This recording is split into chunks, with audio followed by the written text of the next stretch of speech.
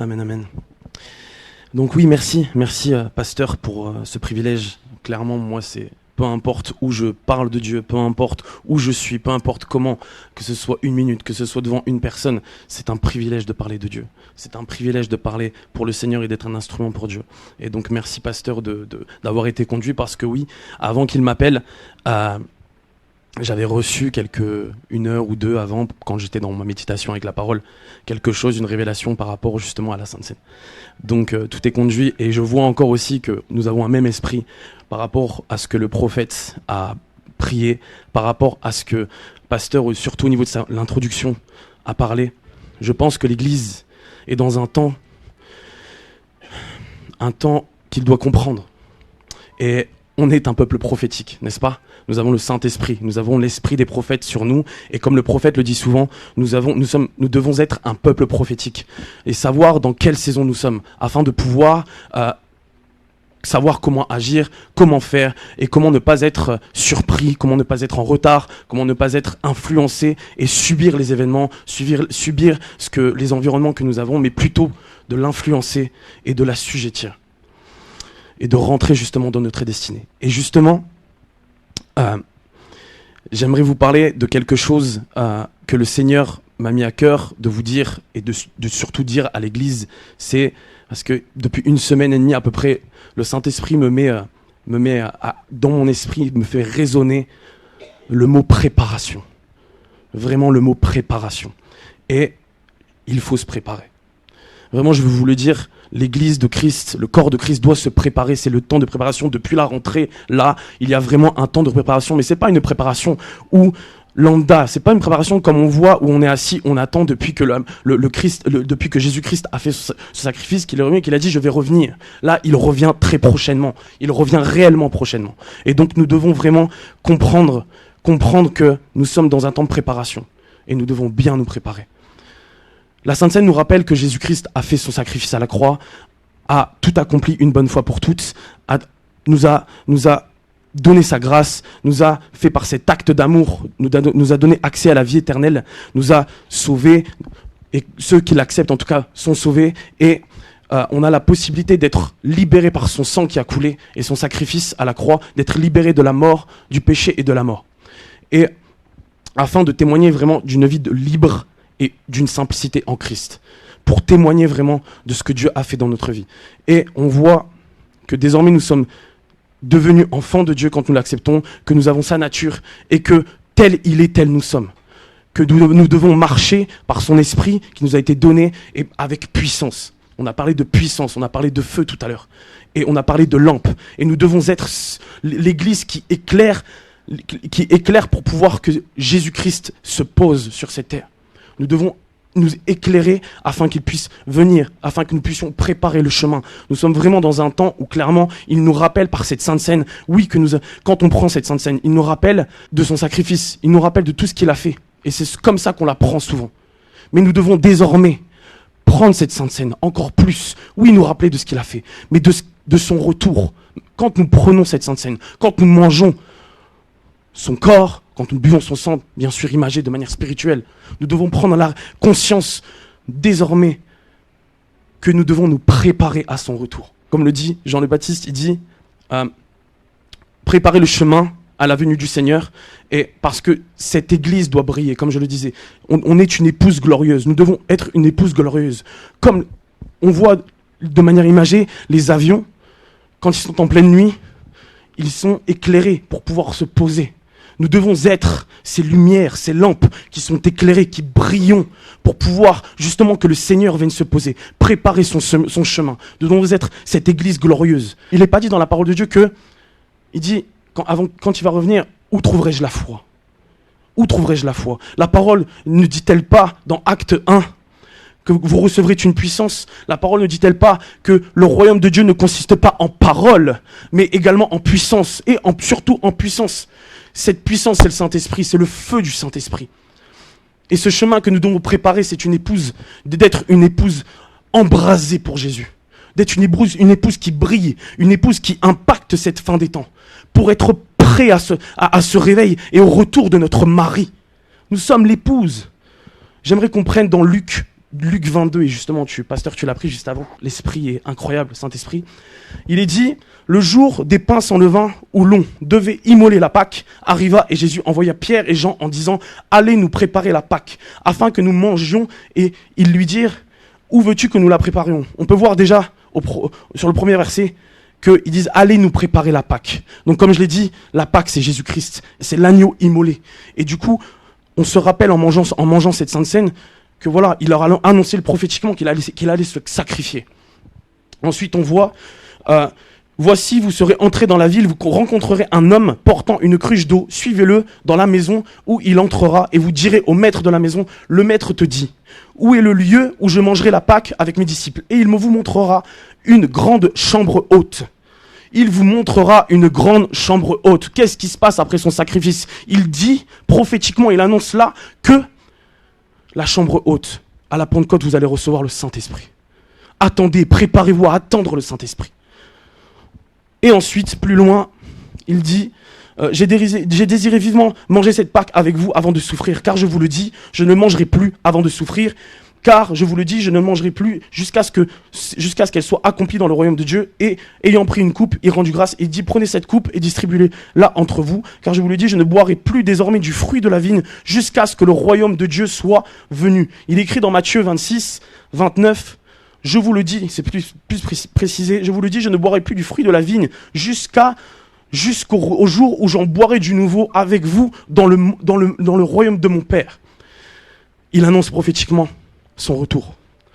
2 choses sont accomplies. La 3e arrive, et c'est très très proche. Très très proche. Donc, très clairement, frères et sœurs, c'est le temps de ne plus perdre de temps. Oh, je le dis, c'est le temps de ne plus perdre de temps, de laisser ce monde de côté, de laisser tout ce que vous avez de ce monde, parce que nous ne sommes pas de ce monde. Nous sommes mis à part. Donc si nous sommes mis à part, nous devons faire notre part et prendre la bonne part, d'être avec notre Père Céleste, d'être par le Saint-Esprit avec Jésus-Christ, être focus sur lui et de faire la volonté de notre Père. Regardez Joseph et Marie, n'étaient-ils pas bouleversés quand Jésus était dans le temple? Et il a dit quoi? Ils étaient bouleversés, tout était caché. Là, tout nous a été révélé. Il a dit quoi? Il a dit que je fais la volonté de mon Père. Vous ne savez pas, je fais la volonté de mon Père. Je m'occupe des affaires de mon Père. Notre légitimité maintenant, c'est de nous occuper de la volonté de notre Père. De faire ce qu'il nous dit. J'aimerais vous témoigner d'une chose que le Seigneur m'a mis à cœur, qui m'a rappelé il y a à peu près... C'était en 2019, un témoignage que j'ai vécu à Djerba quand j'ai été en vacances avec ma femme. Ma femme, en repartant, donc le jour où nous repartons, elle avait mal au ventre, très très mal au ventre, elle vomissait, etc. Et arrivée à l'aéroport, elle tombe dans les pommes. J'ai eu très très peur. J'ai vu ses yeux rouler, etc. Elle tombe. Et du coup, moi, dans l'aéroport, je parle en langue, je dis non, Seigneur, qu'est-ce qui se passe? Bref. Et il y a une femme qui arrive et qui sort un parfum très concentré et qui le met sous son nez. Et elle se réveille. Nous ne sommes pas l'épouse. L'Église doit être réveillée. L'Église doit se réveiller.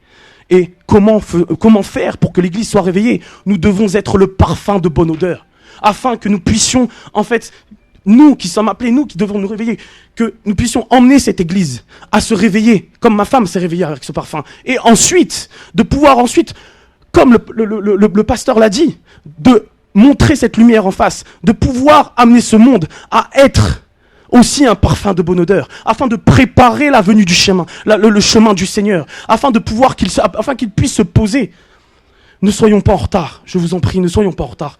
Comme nous devons donc, comme la parole le dit, chercher une épouse. Il vient chercher une épouse sans tache ni ride. La robe de la mariée doit être propre, éclatante. Il nous a revêtis de cette robe au moment de la conversion. Il nous l'a donné, cette robe propre et pure. C'est de notre responsabilité désormais de la garder d'un blanc éclatant et infroissable. Et pour la rencontrer avec notre mari. Vous croyez qu'une mariée viendrait se présenter pour ses noces, pas apprêtée avec une tenue sale devant son mari? Non, le mari dirait quoi? Va te laver, va te parfumer, va t'apprêter. C'est les étapes en plus qui amènent vers la puissance, qui amènent de marcher comme Christ. Qui amènent de marcher comme Christ. Oui, d'avoir une vie en règle, d'avoir une vie sanctifiée. Ensuite, de cultiver la présence de Dieu, de cultiver la présence du Saint-Esprit, apprendre à le connaître, à entendre sa voix, à savoir ce qu'il désire, à savoir vraiment intimement de l'honorer, de ce qui lui plaît, de ce qu'il aime, de se conformer aussi à la parole pour amener cette autorité de Christ dans notre vie et de pouvoir nous revêtir de cette armure, nous revêtir de cette puissance. Alléluia. Amen. Donc, soyons prêts. Soyons prêts parce que je crois que cette Sainte Seine va être puissante. Ne soyons pas de ceux qui ne sommes pas prêts à recevoir ce réveil, à recevoir cette puissance, à recevoir ce feu qui va se passer parce que je crois que oui, nous sommes dans une ère maintenant, dans une saison où il va y avoir quelque chose qui va se passer de très puissant. Et nous pouvons le manquer si nous ne sommes pas prêts. Si nous ne savons pas comment nous préparer, comme dans les... Là, il y a le rugby en ce moment, la Coupe du Monde de rugby. Si nous ne sommes pas prêts à avoir l'attitude de recevoir le ballon, soit il ira hors des limites, soit l'adversaire le reprendra. Donc marchez vraiment avec les principes de Dieu. Marchez avec ce que les prophètes et les apôtres disent. Marchez à écouter la voix du Seigneur, à écouter le Saint-Esprit, pour que justement nous ne soyons pas de personnes qui soyons hors limite, ou de l'adversaire, l'ennemi qui rôde dans nos vies, qui veulent prendre en fait ce feu, qui veut récupérer ce feu. Nous sommes le temple du Saint-Esprit.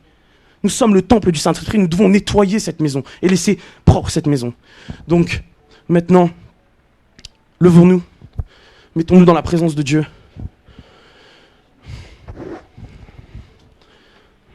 Alléluia. Concentrons-nous. Prenons conscience de la réalité de ce royaume, du royaume de Dieu. Prenons conscience de la réalité du Saint-Esprit. Il est le chemin, la vérité et la vie.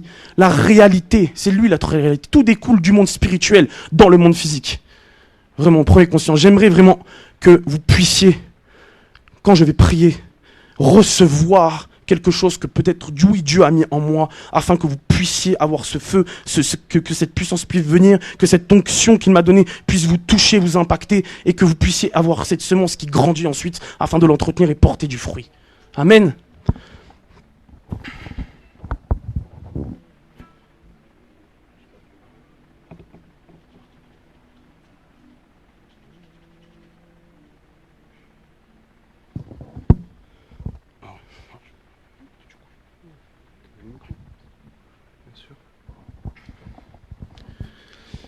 Merci Père éternel, merci Père de gloire, merci Seigneur Jésus-Christ.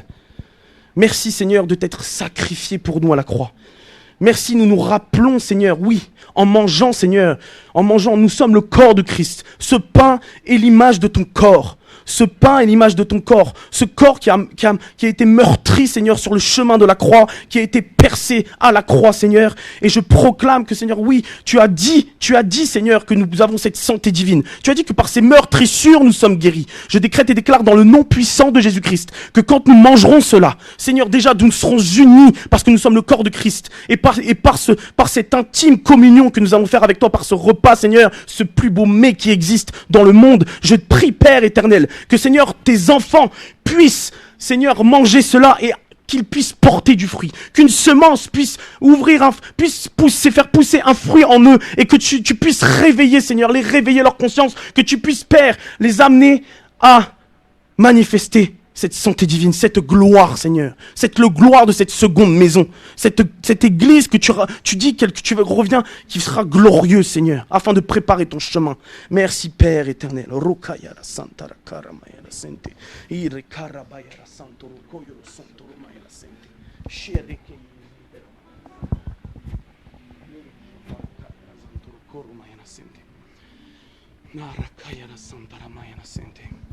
Merci Seigneur Jésus. Oh. Merci pour ton sang. Merci pour ton sang, Seigneur, qui nous a simplifié notre vie.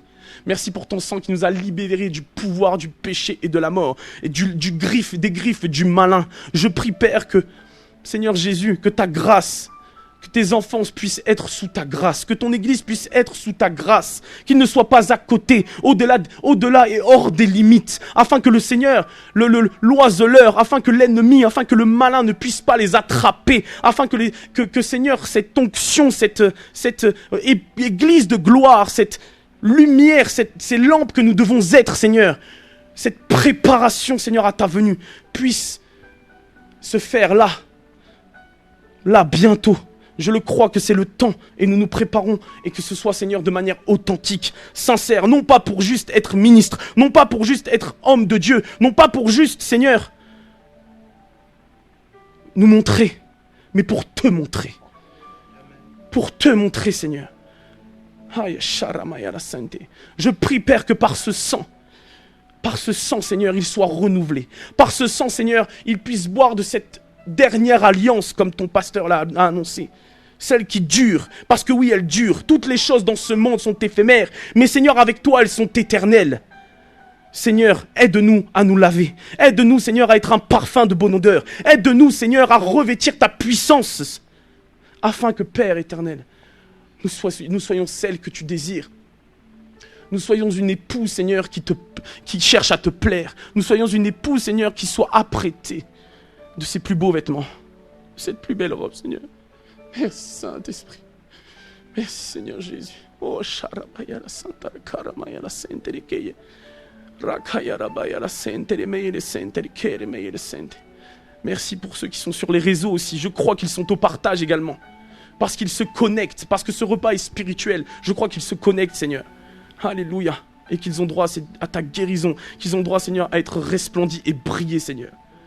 Merci Saint-Esprit, je proclame aussi, Père éternel, que dans cette église, un dépôt du prophète, un dépôt de ce qu'on a apporté aujourd'hui règne. Viens, Seigneur, porter cette semence. Et je crois, Seigneur, que tu as vu la persévérance de ton homme de Dieu. Tu as vu, Seigneur, la persévérance de ton oint, de ton pasteur. Et je crois que, Seigneur, les âmes, je proclame, moi qui est formé pour être évangéliste, je décrète et déclare maintenant.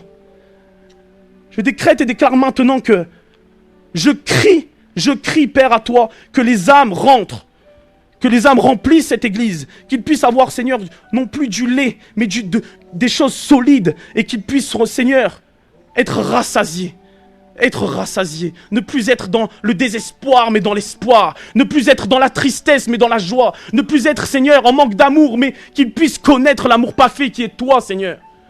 Soyons des hommes et des femmes, Seigneur, qui cherchent à te plaire, toi, qui cherche à faire avancer ton royaume, qui cherche à faire avancer toi, Seigneur Jésus-Christ, pour ta venue, toi en qui tout subsiste.